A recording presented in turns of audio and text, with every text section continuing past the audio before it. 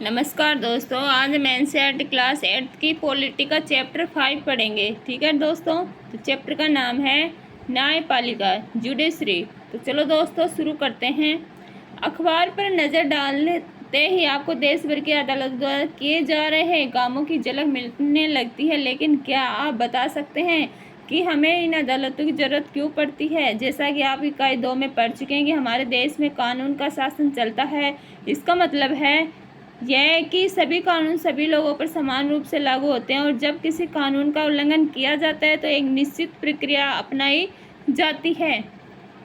कानून के शासन को लागू करने के लिए हमारे पास एक न्याय व्यवस्था है। इस व्यवस्था में बहुत सारी अदालतें हैं जहाँ नागरिक न्याय के लिए जा सकते हैं।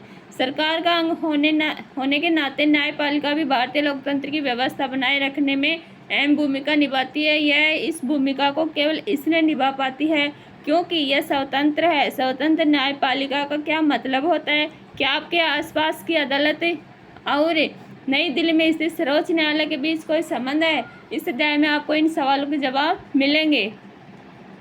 ये हमारी जुडिशरी है। ठीक है, न्यायपालिका की क्या भूमिका है?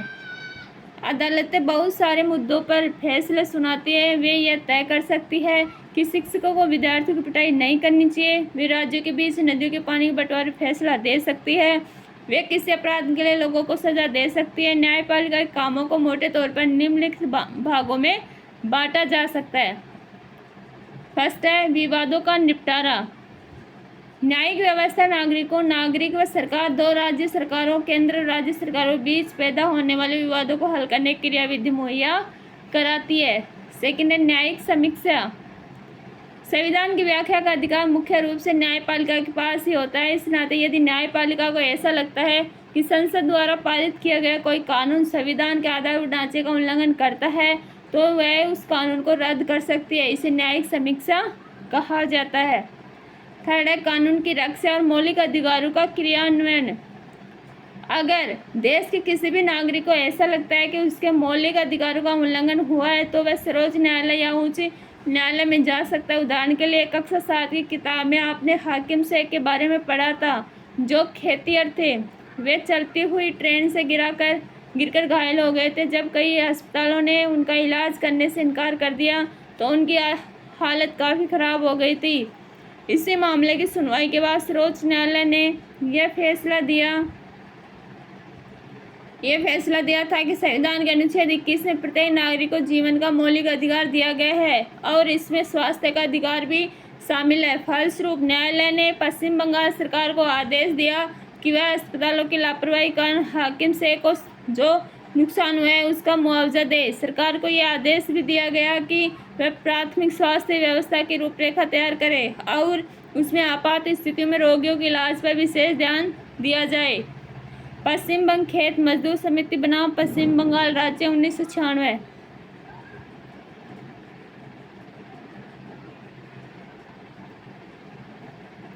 स्वतंत्र न्यायपालिका क्या होती है? कल्पना कीजिए कि एक ताकतवर नेता ने आपके परिवार की जमीन पर कब्जा कर लिया है। आप किसी व्यवस्था में रहते हैं जहां नेता किसी न्यायाधीश को उसके पद से हटा सकते हैं या उसका तबादला कर सकते हैं। जब आप इस मामले को अदालत में ले जाते हैं तो न्यायाधीश भी नेता की हिमायत करता दिखाई देता है। नेताओं का न्यायाधीश पर जो नियंत्रण रहता है उसकी वजह से न्यायाधीश स्वतंत्र रूप से फैसला नहीं ले पाते। स्वतंत्रता का यह अभाव न्यायाधीश को इस बात के लिए मजबूर कर देता है कि वह हमेशा नेता के ही पक्ष में फैसला सुनाए। हम ऐसे बहुत सारे किस्से जानते हैं जहां अमीर और ताकतवर लोगों ने न्यायिक प्रक्रिया को प्रभावित करने का प्रयास किया है, लेकिन भारतीय संविधान इस तरह की दखलंदाजी को स्वीकार नहीं करता। इसलिए हमारे संविधान में न्यायपालिका को पूरी तरह स्वतंत्र रखा गया है। चाहे नेता हो चाहे गरीब आदमी, उसके लिए न्याय बराबर है। इस स्वतंत्रता का एक पहलू है शक्तियों का बंटवारा। जैसा कि आपने पहले अध्याय में पढ़ा था, यह हमारे संविधान का एक बुनियादी पहलू है। इसका मतलब यह है कि विधायक और कार्यपालिका जैसी सरकार की अन्य शाखाएं न्यायपालिका के काम में दखल नहीं दे सकती। अदालतें सरकार के अधीन नहीं है, न ही वे सरकार की ओर से काम करती हैं। शक्तियों के इस बंटवारे को दुरुस्त रखने के लिए यह भी महत्वपूर्ण है कि उच्च न्यायालय और सर्वोच्च न्यायालय के सभी न्यायाधीशों की नियुक्ति में सरकार की अन्य शाखाओं का कोई दखल न हो, इसलिए एक बार नियुक्त हो जाने के बाद किसी न्यायाधीश को हटाना बहुत मुश्किल होता है। न्यायपालिका की यह स्वतंत्रता अदालतों के भारी ताकत देती है। इसके आधार पर वे विधायक और कार्यपालिका द्वारा शक्तियों के दुरुपयोग को रोक सकती है। न्यायपालिका देश के नागरिक के मौलिक अधिकारों की रक्षा में भी अहम भूमिका निभाती है, क्योंकि अगर किसी को लगता है कि उसके अधिकारों का उल्लंघन हो रहा है तो वह अदालत में जा सकता है। भारत में अदालतों की संरचना कैसी है? हमारे देश में 3 अलग अलग स्तर पर अदालतें होती हैं। निचले स्तर पर बहुत सारी अदालतें होती हैं। सबसे ऊपरी स्तर पर केवल एक अदालत है। जिन अदालतों से लोगों का सबसे ज़्यादा ताल्लुक होता है उन्हें अधीनस्थ न्यायालय या जिला अदालत कहा जाता है। यह अदालतें आमतौर पर जिले या तहसील के स्तर पर या किसी शहर में होती हैं। ये बहुत तरह के मामलों की सुनवाई करती है। प्रत्येक राज्य जिलों में बटा होता है और हर जिले में एक जिला न्यायाधीश होता है। प्रत्येक राज्य का एक उच्च न्यायालय होता है। यह अपने राज्य की सबसे ऊंची अदालत होती है। उच्च न्यायालयों से ऊपर सर्वोच्च न्यायालय होता है। यह देश की सबसे बड़ी अदालत है जो नई दिल्ली में स्थित है। देश के मुख्य न्यायाधीश सर्वोच्च न्यायालय के मुखिया होते हैं। सर्वोच्च न्यायालय के फैसले देश के बाकी सारी अदालतों को मान्य होते हैं। सतत विकास लक्ष्य 16 शांति, न्याय और सशक्त संस्थाएं।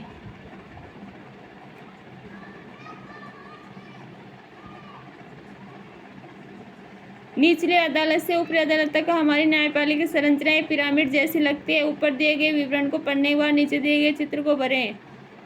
ये देखो, यह अधीनस्थ न्यायालय, ये राज्य उच्च न्यायालय और ये सर्वोच्च न्यायालय।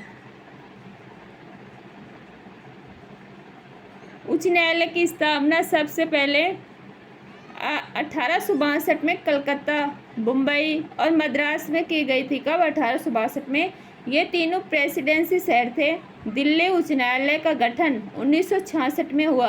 आज देश भर में 25 उच्च न्यायालय हैं। बहुत सारे राज्यों के अपने उच्च न्यायालय हैं, जबकि पंजाब हरियाणा का एक साझा उच्च न्यायालय चंडीगढ़ में है। पंजाब और हरियाणा।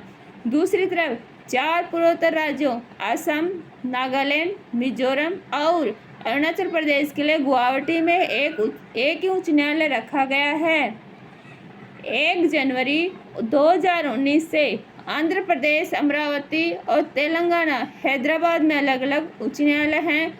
ज़्यादा से ज़्यादा लोगों के नज़दीक पहुंचने के लिए कुछ उच्च न्यायालयों की राज्य के अन्य हिस्सों में खंडपीठ बेंच भी हैं। ये देखो, मद्रास उच्च न्यायालय, ये देखो।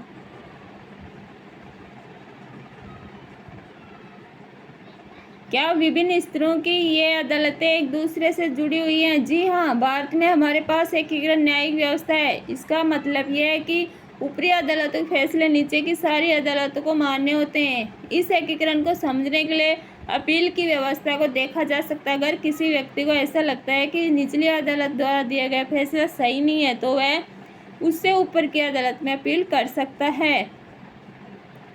अपील की गई व्यवस्था को समझने के लिए आइए एक मुकदमे पर विचार करें। यह राज्य दिल्ली प्रशासन बनाम लक्ष्मण कुमार एवं अन्य का मुकदमा है जो निचली अदालत से सर्वोच्च न्यायालय तक लड़ा गया।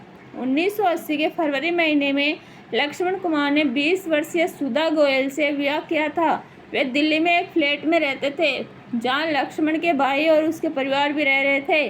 2 दिसंबर 1980 को सुधा की अस्पताल में मृत्यु हो गई, मतलब मौत हो गई। वह जली हुई थी। सुधा के घर वालों ने अदालत में मुकदमा दायर किया कि जब निचली अदालत के सामने यह मुकदमा आया तो 4 पड़ोसियों को भी गवाह के तौर पर बुलाया गया था। पड़ोसियों ने अपने बयान में कहा कि 1 दिसंबर की रात को उन्होंने सुधा की चीख सुनी थी और मामला जानने के लिए बलपूर्वक लक्ष्मण के घर में घुसे। वहां उन्होंने देखा कि सुधा की साड़ी से आग की लपटें उठ रही थी। उन्होंने सुधा को एक बोरे और कंबल में लपेटकर आग बुझाई। सुधा ने उन्हें बताया कि उसकी सास शकुंतला ने उसके ऊपर मिट्टी का तेल डाला था और लक्ष्मण कुमार ने आग लगाई थी। मुकदमे के दौरान सुधा के परिवार वालों और एक पड़ोसी ने कहा कहा कि सुधा के ससुराल वाले उसके साथ बहुत ज़्यादा मारपीट करते थे। उसकी मांग थी कि पहले बच्चे के पैदा होने पर उन्हें बड़ी रकम, एक स्कूटर, एक फ्रिज दिया जाए। अपने बचाव के में लक्ष्मण और उसकी मां ने कहा कि सुधा दूध गर्म कर रही थी कि तभी उसकी साड़ी में आग लग गई। इन सभी बयानों और साक्ष्यों के आधार पर निचली अदालत ने लक्ष्मण, उसकी मां शकुंतला और सुधा के जेठ सुभाष चंद्र को दोषी करार दिया और तीनों को मौत की सजा सुनाई। 1983 के नवंबर महीने में तीनों आरोपियों ने इस फैसले के खिलाफ उच्च न्यायालय में अपील दायर कर दी। दोनों तरफ के वकीलों के तर्क सुनने के बाद उच्च न्यायालय ने फैसला लिया कि सुधा की मौत एक दुर्घटना थी। वे मिट्टी के तेल से जलने वाले स्टोव से जली थी। अदालत ने लक्ष्मण, शकुंतला और सुभाष चंद्र तीनों को बरी कर दिया। शायद आपको कक्षा 7 की किताब में महिला आंदोलन पर केंद्रित चित्र निबंध याद होगा। उसमें आपने पढ़ा था कि 1980 के दशक में देश भर में महिला संगठन हत्याओं के खिलाफ आवाज उठा रहे थे। उन्हें इस बात पर दुख था कि अदालतें इस तरह की घटनाओं में दोषियों को दंडित नहीं कर पा रही थी। उच्च न्यायालय के उपरोक्त फैसले ने ऐसी जागरूक महिलाओं को काफ़ी परेशान कर दिया। उन्होंने कई जगह धरने प्रदर्शन किए और उच्च न्यायालय के फैसले के खिलाफ सर्वोच्च न्यायालय में एक और अपील दायर कर दी। यह appeal Indian federation of women lawyers नामक संगठन की तरफ से दायर की गई थी। 1985 में सर्वोच्च न्यायालय ने लक्ष्मण और उसकी मां व भाई को बरी करने के फैसले के खिलाफ अपील पर सुनवाई शुरू कर दी। वकीलों के तर्क सुनने के बाद सर्वोच्च न्यायालय ने जो फैसला दिया वह उच्च न्यायालय के फैसले से अलग था। सर्वोच्च न्यायालय ने लक्ष्मण और उसकी मां को तो दोषी पाया, लेकिन सुभाष चंद्र को आरोपों से बरी कर दिया क्योंकि उसके खिलाफ पर्याप्त सबूत नहीं थे। सर्वोच्च न्यायालय ने दोनों आरोपियों को उम्र कैद की सजा सुनाई। नामची, दक्षिण सिक्किम में जिला अदालत।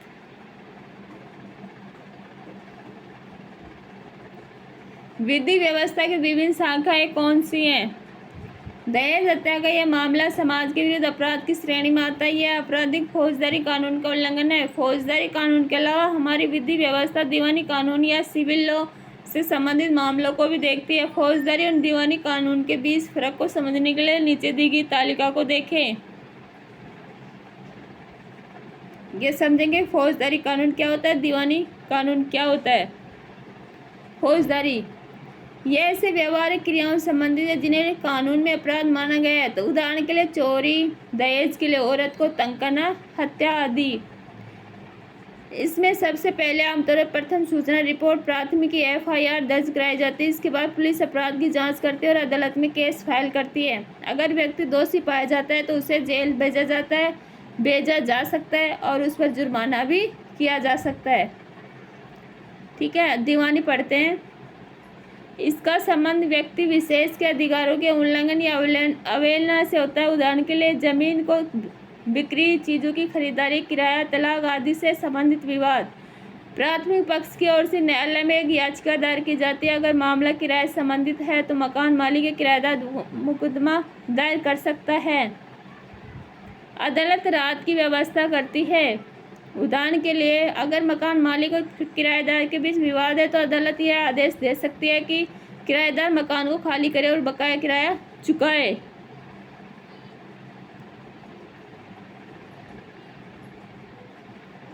क्या हर व्यक्ति अदालत की शरण में जा सकता है?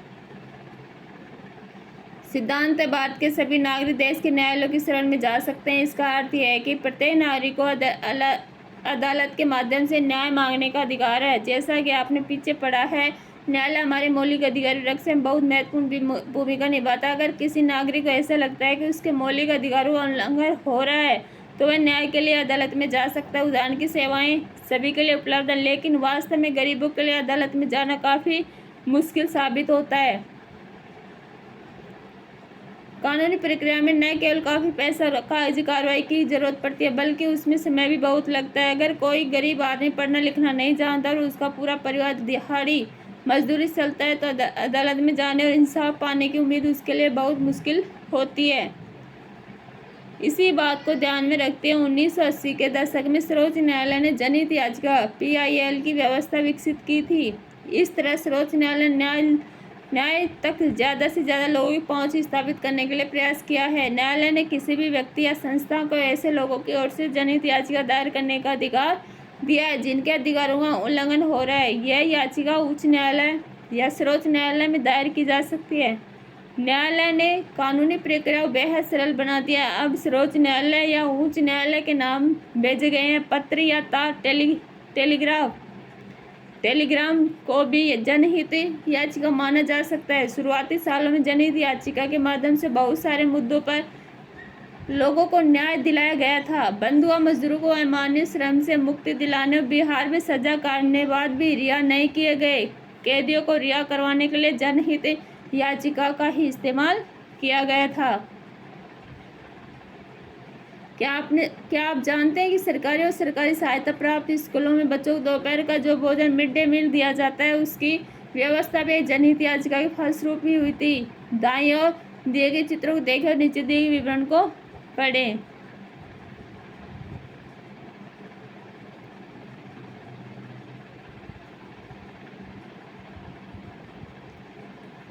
ये देखो,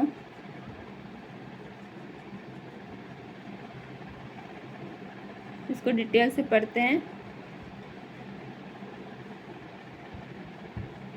चित्र फर्स्ट के बारे में पढ़ेंगे। चित्र फर्स्ट है, इसके बारे में पढ़ते हैं।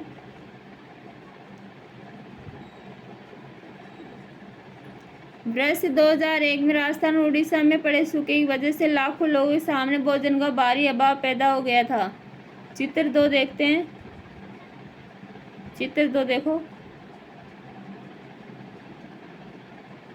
सरकारी गोदाम अनाज से भरे पड़े थे। बहुत सारा गेहूं चूहों की भेंट चढ़ गया था। ठीक है। चित्र 3 देखो, इस स्थिति को देखते हुए people's union for civil liberties PUCL नामक एक संगठन ने सर्वोच्च न्यायालय में जनहित याचिका दायर की। याचिका में कहा गया था कि संविधान के अनुच्छेद 21 में दिए गए जीवन के मौलिक अधिकारों में भोजन का अधिकार भी शामिल है। राज्य की इस दलील को भी गलत साबित कर दिया गया कि उसके पास संसाधन नहीं है। इसका आधार यह था कि सरकारी गोदाम अनाज से भरे हुए थे। तब सर्वोच्च न्यायालय ने आदेश दिया कि सबको भोजन उपलब्ध कराना राज्य का दायित्व है। चित्र 4, लिहाजा सर्वोच्च न्यायालय ने सरकार को आदेश दिया कि वह नए रोजगार पैदा करे, राशन की सरकारी दुकानों के जरिए सस्ती दर पर भोजन उपलब्ध कराएं और बच्चों को स्कूल में दोपहर का भोजन दिया जाए। न्यायालय में सरकारी योजनाओं के क्रियान्वयन के बारे में रिपोर्ट करने के लिए 2 खाद्य आयुक्तों को भी नियुक्त किया है। ये देखो चित्र 4। आम आदमी के लिए अदालत तक पहुंचना ही न्याय तक पहुंचना होता है। अदालतें नागरिकों के मौलिक अधिकार व्याख्या में एक अहम भूमिका निभाती है। जैसा कि आपने उपरोक्त उदाहरण में देखा, अदालत ने ही संविधान का अनुच्छेद 21 की व्याख्या करने के बाद यह कहा था कि जीवन के अधिकार में भोजन का अधिकार भी शामिल होता है। इसलिए अदालत ने राज्य को आदेश दिया कि वे दोपहर के भोजन की योजना मिड डे मील सहित सभी लोगों को भोजन मुहैया कराने के लिए आवश्यक कदम उठाएं। लेकिन अदालत के कुछ फैसले ऐसे भी रहे हैं जिन्हें लोग आम आदमी के लिए नुकसानदेह मानते हैं। उदाहरण के लिए गरीबों के आवास अधिकार जैसे मुद्दों पर काम करने वाले कार्यकर्ताओं का मानना है कि बस्तियों, झुग्गी झोपड़ियों को बेदखल करने के बारे में अदालत द्वारा दिए गए हाल के फैसले पुराने फैसले के विरुद्ध है। हाल के फैसले में झुग्गी वासियों को शहर में घुसपैठियों की तरह देखा जा रहा है।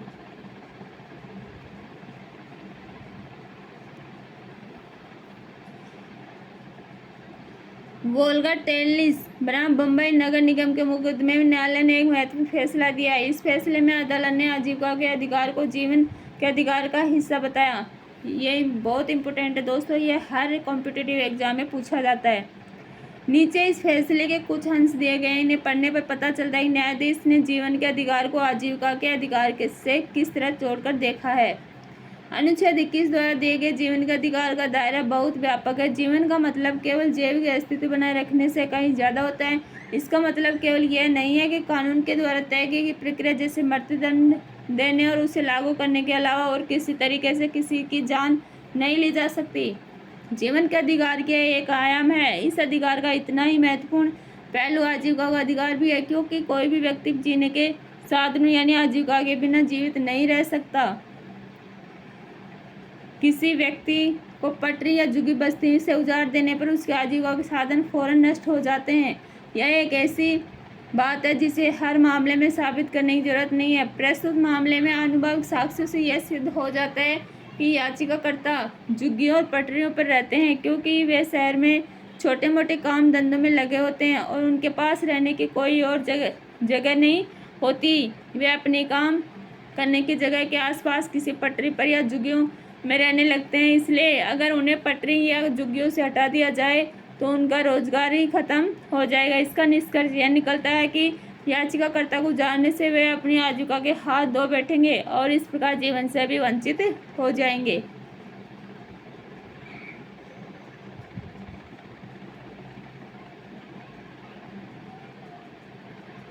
जबकि पहले वाले फैसले जैसे 1985 में वोल्गा टेलिस बनाम बम्बई नगर निगम के मुकदमे में दिया गया फैसला में झुग्गी वासियों की आजीविका बचाने का प्रयास किया जा रहा था। न्याय तक आम लोगों की पहुंच को प्रभावित करने वाला एक मुद्दा यह है कि मुकदमे की सुनवाई में अदालतें कई साल लगा देती हैं। इसी देरी को ध्यान में रखते हुए अक्सर यह कहा जाता है कि इंसाफ में देरी यानी इंसाफ का कत्ल।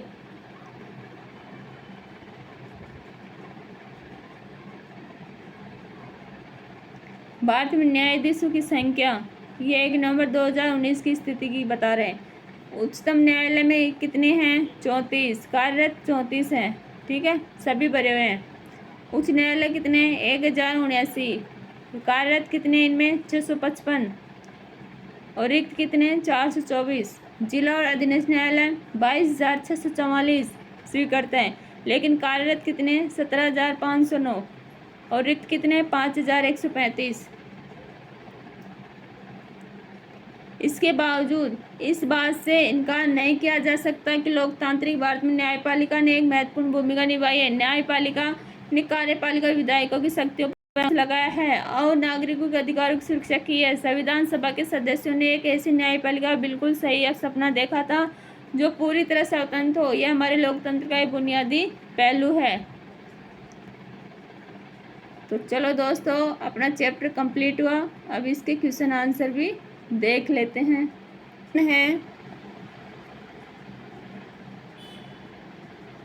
आप पढ़ चुके हैं, कानून को कायम रखना और मौलिक अधिकारों को लागू करना न्यायपालिका का एक मुख्य काम होता है। आपकी राय में इस महत्वपूर्ण काम को करने के लिए न्यायपालिका का स्वतंत्र होना क्यों जरूरी है? क्योंकि कानून को कायम रखना और मौलिक अधिकारों को लागू करना इन कार्यों को पूरा करने के लिए न्यायपालिका का स्वतंत्र होना जरूरी है। इससे किसी को भी, चाहे वे सरकारी अधिकारी हो या सेठ या अत्यंत गरीब हो, अगर यह लगता है कि उनके अधिकारों का उल्लंघन हो रहा है तो वे अदालत में जा सकते हैं।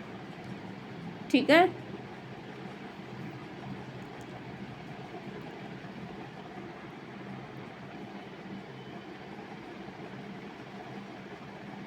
अपना अध्याय 1 में मौलिक अधिकारों की सूची दी गई है, उसे फिर पढ़ें। आपको ऐसा क्यों लगता है कि संवैधानिक उपचार का अधिकार न्यायिक समीक्षा के विचार से जुड़ा हुआ है? हाँ, संवैधानिक उपचार का अधिकार न्यायिक समीक्षा से जुड़ा है क्योंकि दोनों ही विचार इस बात से सहमत हैं कि संसद द्वारा पारित किया गया कोई कानून संविधान के आधारभूत ढांचे का उल्लंघन करता है तो वह उस कानून को रद्द कर सकती है। ठीक है, नेक्स्ट क्वेश्चन है, नीचे दिए गए तीनों स्तरीय न्यायालयों को दर्शाया गया है, प्रत्येक के सामने लिखिए कि उस न्यायालय ने सुधा गोयल के मामले में क्या फैसला दिया था। अपने जवाब को कक्षा के अन्य विद्यार्थियों द्वारा दिए गए जवाब के साथ मिलाकर देखें। तो हमने देखा था ये पिरामिड जैसा, ठीक है, देखो निचली अदालत, फिर उच्च न्यायालय, फिर सर्वोच्च न्यायालय। ठीक है दोस्तों, तो अगर आपको इसके बारे में जानना चाहते हैं तो देखो, अपन चैप्टर में पढ़े थे कि सुधा गोयल के मामले में तीनों स्तरीय न्यायालय द्वारा दिए गए फैसले इस प्रकार, जैसे हमने पढ़ा था। निचली अदालत लक्ष्मण, उसकी मां शकुंतला, सुधा के जेठ सुभाष चंद्र को दोषी करार दिया था और तीनों को मौत की सजा सुनाई थी, जबकि उच्च न्यायालय लक्ष्मण, शकुंतला, सुभाष तीनों को बरी कर दिया था। ठीक है, यही पढ़ा था ना अपने। लेकिन सर्वोच्च न्यायालय का क्या था? सर्वोच्च न्यायालय का था कि लक्ष्मण, शकुंतला को उम्र कैद की सजा सुनाई गई, लेकिन सुभाष चंद्र को आरोपी से बरी कर दिया गया क्योंकि उसके खिलाफ कोई सबूत नहीं था। ठीक है, नेक्स्ट देखते हैं।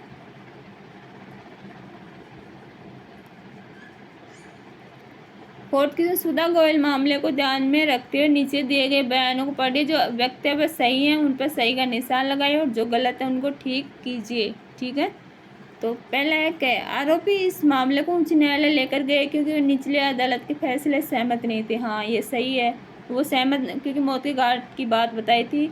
ठीक है, निचली अदालत वाले तो वो उससे सहमत नहीं थे, वो उच्च न्यायालय में लेकर गए, तो ये सही है। ठीक है, सेकंड है वे सर्वोच्च न्यायालय के फैसले के खिलाफ उच्च न्यायालय में चले गए। नहीं, ऐसा नहीं था क्योंकि वो अंतिम था सर्वोच्च न्यायालय वाला। नेक्स्ट है अगर आरोपी सर्वोच्च न्यायालय फैसले संतुष्ट नहीं तो दोबारा निचली अदालत में जा सकता। नहीं, ऐसा भी नहीं है, ये भी गलत है क्योंकि सर्वोच्च न्यायालय का अंतिम फैसला होता है। ठीक है, सर्वोच्च न्यायालय का फैसला सबको मानना पड़ता है। यह देश का सबसे बड़ा न्यायालय इसके फैसले से असंतुष्ट हो दोबारा निचली अदालत में नहीं जा सकते। ठीक है, फिफ्थ क्वेश्चन देखते हैं। आपको ऐसा क्यों लगता है कि 1980 के दशक में शुरू की गई जनहित याचिका व्यवस्था सबको इंसाफ दिलाने के लिहाज से महत्वपूर्ण कदम थी? क्योंकि 1980 के दशक में शुरू की गई जनहित याचिका की व्यवस्था सबको इंसाफ दिलाने के लिहाज से एक महत्वपूर्ण कदम थी, क्योंकि इस तरह सर्वोच्च न्यायालय ने न्याय तक ज़्यादा से ज़्यादा लोगों की पहुँच स्थापित करने का प्रयास किया था। ठीक है, नेक्स्ट क्वेश्चन देखते हैं। 6 वोल्गा टेलिस बनाम बम्बई नगर निगम मुकदमे में दिए गए फैसले के अंशों को दोबारा पढ़िए। इस फैसले में कहा गया कि आजीविका का अधिकार जीवन के अधिकार का हिस्सा है। अपने शब्दों में लिखिए इस बयान से जजों का क्या मतलब था? आजीविका का अधिकार जीवन के अधिकार का हिस्सा है क्योंकि कोई भी व्यक्ति जीने के साधनों के बिना जीवित नहीं रह सकता। वोल्गा टेलिस बनाम बम्बई नगर निगम के मुकदमे के अंतर्गत लोग झुग्गी झोपड़ी में रहते हैं, उन्हें वहां से हटाए जाने की मांग की जा रही है। जो लोग झुग्गियों पटरियों पर रहते हैं वे शहर में छोटे मोटे काम करते हैं और उनके पास रहने की कोई और जगह नहीं होती है। अगर उन्हें झुग्गियों पटरियों से हटा दिया जाए तो उनका रोजगार ही खत्म हो जाएगा। ठीक है दोस्तों, नेक्स्ट है 7 इंसाफ में देरी यानी इंसाफ का कत्ल। इस विषय पर एक कहानी बनाइए। इसमें बना सकते हो जैसे श्रीमान शंकर एक सरकारी कर्मचारी थे, सेवानिवृत्त के पश्चात वे अपने पुश्तैनी मकान में रहने आए थे, तो उन्होंने अब तक किराए पर दिया हुआ था। उन्होंने किराएदार से मकान खाली करने का, लेकिन उन्होंने मकान खाली नहीं किया। ठीक है, किराएदार ने श्रीमान शंकर को कहा कि यदि वे मकान खाली करना चाहते हैं तो कोर्ट ने नोटिस लाए। श्रीमान शंकर को मजबूरी में किराए पर रहना पड़ा और उन्होंने किराएदार के खिलाफ मुकदमा दायर कर दिया। 5 साल तक केस लड़ने के बाद जिला अदालत ने मकान मालिक के पक्ष में फैसला सुनाया और मुकदमा जीत गए। किराएदार ने जिला अदालत के फैसले को किराएदार क्या करना पड़ा? हाँ, किराएदार के मकान मालिक के पक्ष में फैसला सुनाया, मुकदमा जीत गए। किराएदार ने जिला अदालत के फैसले पर असहमति व्यक्त करते हुए हाई कोर्ट में अपील दायर कर दी। ठीक है, लगातार तारीखें पड़ने लगी। न्याय होने में 10 साल और गुजर गए। श्रीमान शंकर सेवानिवृत्त के बाद 15 साल तक किराए के मकान में रहे। अदालत के चक्कर लगते रहे। उन्होंने महसूस किया कि न्याय में विलंब एक प्रकार से न्याय का निषेध ही था। ठीक है दोस्तों, नेक्स्ट है अगले पन्ने पर शब्द संकलन में दिए गए प्रत्येक शब्द से वाक्य बनाइए। तो पहले देखते हैं शब्द संकलन क्या है।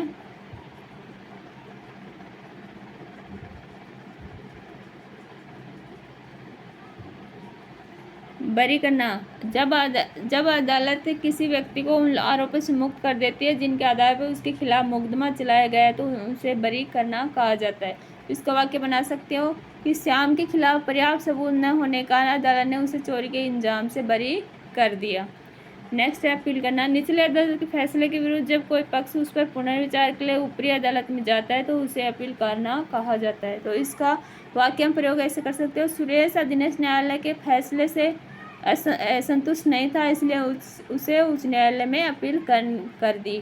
ठीक है, नेक्स्ट है मुआवजा, किसी नुकसान स्थिति की भरपाई के लिए दिए जाने वाले पैसे को मुआवजा कहा जाता है। तो इसमें वाक्य हम प्रयोग ऐसे कर सकते हैं, कविता को एक कर दुर्घटनाग्रस्त करने के कारण उसकी मरम्मत हेतु मुआवजा देना पड़ा। बेदखली, अभी लोग जिस जमीन मकान में रह रहे हैं यदि उन्हें वहाँ से हटा दिया जाता है तो उसे बेदखली कहा जाता है। तो वाक्य में प्रयोग है, जैसे कि रेलवे स्टेशन के पास झुग्गियों में रहने वालों को वहाँ से बेदखल कर दिया गया। ठीक है। नेक्स्ट, उल्लंघन, किसी कानून को तोड़ने या मौलिक अधिकारों के हनन की क्रिया को उल्लंघन कहा गया है। तो वाक्य में प्रयोग इस तरह कर सकते हो कि ट्रक चालक ने लाल बत्ती होने पर ट्रक नहीं रोका, इस प्रकार उसने यातायात के नियमों का उल्लंघन किया है। ठीक है दोस्तों, तो अपना चैप्टर और क्वेश्चन आंसर कंप्लीट है। नेक्स्ट चैप्टर में जल्दी मिलते हैं। Thank you.